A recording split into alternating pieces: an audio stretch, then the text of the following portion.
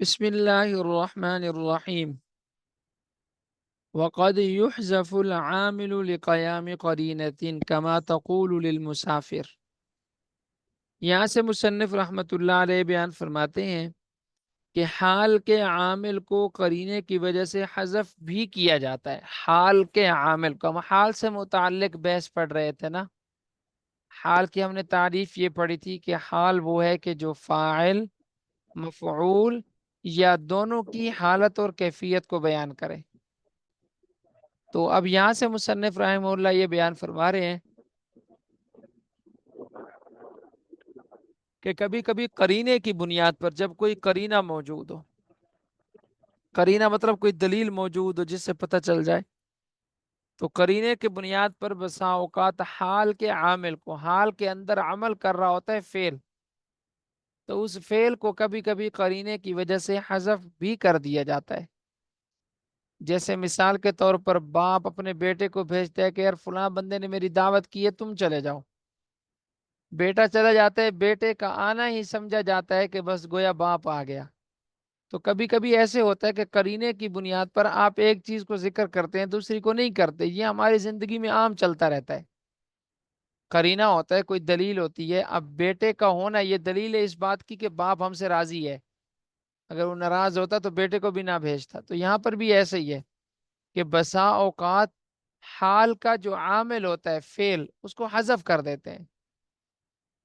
اس کی دلیل اور کوئی قرینہ موجود ہوتا ہے جس سے پتہ چل جاتا ہے کہ یہاں پر عامل کی تھا لیکن اس کو حذف کر دیا گیا۔ جیسے مثال کے طور پر ایک آدمی ہے، وہ سفر کر کے واپس آیا ہے، آپ اس کو کہتے ہیں سالمن غانمن، سفر سے آیا ہے، اس کی شکل و صورت، اس کا انداز، اس کا چلنا، اس کی تھکاوٹ آپ کو بتا رہی ہے کہ یہ شخص سفر سے آیا ہے۔ آپ اس کو بولتے ہیں سالمن غالمن، سلامتی سے اور بار آور ہو کر، کامیاب ہو کر۔ کیا مطلب ہے اس کا؟ اس کا مطلب ہے کہ سلامتی سے آؤ اور اپنی مقصد میں کامیاب ہو کر آؤ۔ سالمن سلامتی سے آؤ، پیچھے فعل محذوف ہے، ترجعو، تم لوٹ آئے ہو، سالمن سلامتی کے ساتھ، غانمن اپنے مقصد میں کامیاب ہو کر۔ اب یہاں پر سالمن غانمن، اس سے پیچھے فعل تھا ترجعو، لیکن آپ نے اس کو حذف کر دیا۔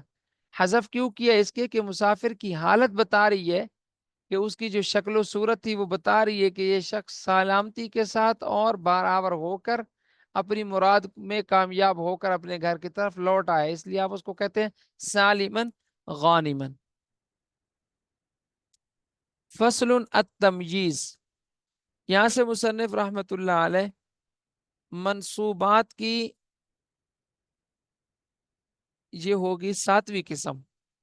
5 مفاعیل تھے، پھر حال، پھر تمییز۔ یہاں سے مصنف رحمت اللہ علیہ منصوبات کی 7ویں قسم کو بیان فرما رہے ہیں۔ منصوبات کی کتنی قسم ہے؟ یہ 7ویں قسم، اور وہ ہے تمیز۔ وہ کیا ہے؟ تمیز۔ سب سے پہلے تو تمیز کی تعریف ہے۔ تمیز وہ نکرہ اسم ہوتا ہے جو مقدار کے بعد ذکر کیا جائے، خواہ وہ مقدار عدد ہو یا کیل ہو یا وزن ہو یا مساحت ہو یا ان کے علاوہ ایسی چیز ہو جس میں ابہام ہو، یہ اس ابہام کو دور کرتا ہے۔ تمیز کی تعریف کیا ہے کہ تمیز وہ نکرہ اسم ہے جو مقدار کے بعد ذکر کیا جائے۔ مقدار، پھر مقداریں مختلف ہوتی ہے، کبھی تعداد کے اندر مقدار ہوتی ہے، کبھی ناپنے کے اندر مقدار ہوتی ہے، کبھی وزن کے اندر مقدار ہوتی ہے، کبھی مساحت کے اندر کیا ہوتی ہے؟ مقدار ہوتی ہے۔ مثلا آپ چینی تولتے ہیں تو اس کی مقدار کا وزن آپ کس سے کرتے ہیں؟ کے جی سے۔ اسی طرح آپ پٹرول تولتے ہیں تو پٹرول کی مقدار کا وزن کس سے کرتے ہیں؟ کیل سے، پیمانے سے۔ اسی طرح آپ سونا تولتے ہیں تو اس کا وزن کس چیز سے کرتے ہیں؟ وہ آپ وزن کرتے ہیں اس کا۔ اسی طرح آپ زمین کو ناپتے ہیں تو زمین کی مقدار کی تعیین کس سے کرتے ہیں؟ مساحت سے، اس کو ناپ کر، گزوں سے۔ تو مقدار کی کوئی بھی قسم ہو جس کے اندر ابہام ہو، اس ابہام کو دور کرنے کے لیے جو نکرہ اسم استعمال ہوتا ہے وہ تمیز ہے۔ ابہام ہو مقدار کے اندر، کسی اور چیز کے اندر نہیں، مقدار کے اندر ابہام ہو کہ اس چیز کی مقدار کتنی ہے۔ اب اس مقدار میں جو ابہام ہے اس کو دور کرنے کے لیے، کہ تعیین کے لیے کہ اس کی اتنی مقدار ہے، جو نکرہ اسم آپ بعد میں ذکر کریں گے وہ کیا بن جائے گا؟ وہ اس کی تمیز بن جائے گا، وہ اس کی کیا بن جائے گا؟ تمیز۔ سب سے پہلے تو تعریف ہو گئی، فصل ہوا نکرۃ، تمیز وہ نکرہ اسم ہے، تذکر جس کو ذکر کیے جاتے ہیں بعد مقدار، مقدار کے بعد، من عدد وہ مقدار چاہے گنتی سے ہو، مثلا 10 کلو، 20 کلو۔ اب یہ 10 20 یہ گنتی ہے نا، تو گنتی کے اندر بسا اوقات ابہام ہوتا ہے۔ وہ ابہام کیسے ہوتے ہیں؟ آگے آ رہا ہے۔ او کیل، یا پھر کیل کے اندر ابہام ہوتا ہے، کیل سے مراد ناپنا۔ او وزن، یا وزن کے اندر ابہام ہوتا ہے۔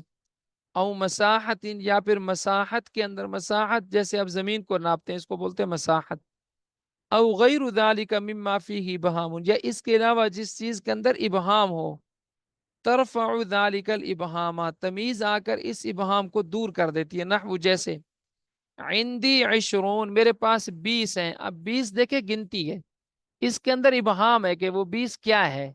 وہ 20 آپ کے پاس درخت ہیں، وہ 20 آپ کے پاس گھر ہیں، وہ 20 آپ کے پاس کیا چیز ہے؟ اس کے اندر ابہام ہے۔ آپ نے آگے کہا عندی 20 درہمن، میرے پاس 20 درہم ہیں، تو درہم نے آ کر ابہام کو دور کر دیا۔ ابہام کس کے اندر تھا؟ گنتی والی مقدار میں تھا، 20 گنتی ہے نا، گنتی کے اندر ابہام تھا کہ 20 کیا ہے؟ اب یوں کہتے رہے عندی 20، میرے پاس 20 ہے۔ بھائی تیرے پاس 20 کیا ہے؟ درخت ہیں، پودے ہیں، پھول ہیں، تیرے پاس 20 دستانے ہیں، تیرے پاس 20 کپڑے ہیں، کیا ہے تیرے پاس؟ تو آگے وہ کہتا ہے درہمن، میرے پاس 20 درہم ہے۔ جیسے درہم کہے گا تو 20 جو کہ مقدار تھی گنتی والی، اس کے اندر جو ابہام تھا وہ ابہام کیا ہو گیا؟ ختم ہو گیا۔ تو درہم یہاں پر تمیز ہے۔ وَقَفِيزَانِ بُرًّا، اور 2 کفیز گندم۔ اب کفیز ایک برتن ہے جس کے اندر گندم ناپی جاتی ہے، کفیز ہم پیچھے پڑ چکے ہیں، کافی بڑا وزن تھا، ایک کفیز 60 درہم کا پیچھے پڑا تھا ہم نے نا۔ اس کو 5 اونٹ اس زمانے میں اٹھاتے تھے ایک کفیز کو، میں نے وہاں اس کی مقدار بھی آپ کو بتائی تھی، کفیز۔ تو اس کفیز کے اندر ابہام تھا کہ کس چیز کے 2 کفیز ہیں؟ تو آپ نے کہہ دیا برن، گندم کے۔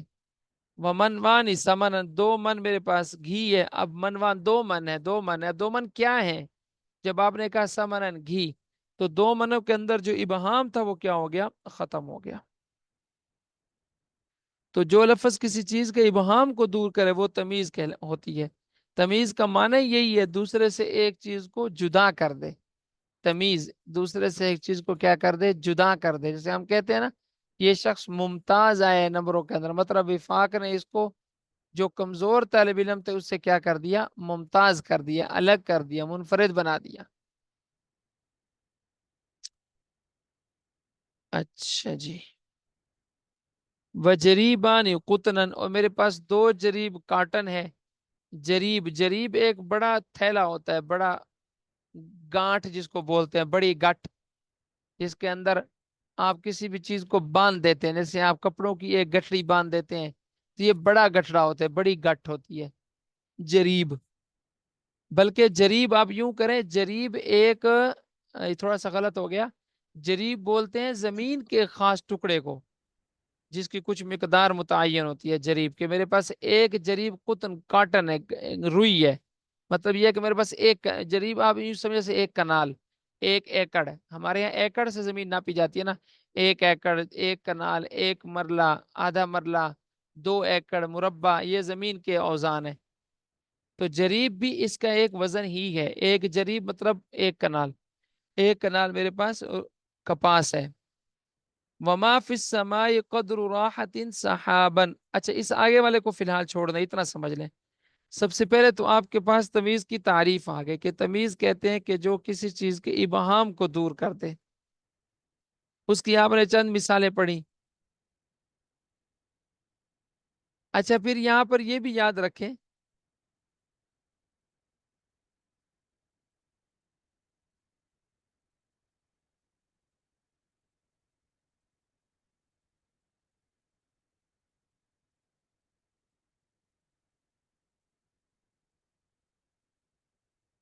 اچھا جی، تمیز کی تعریف کیا تھی؟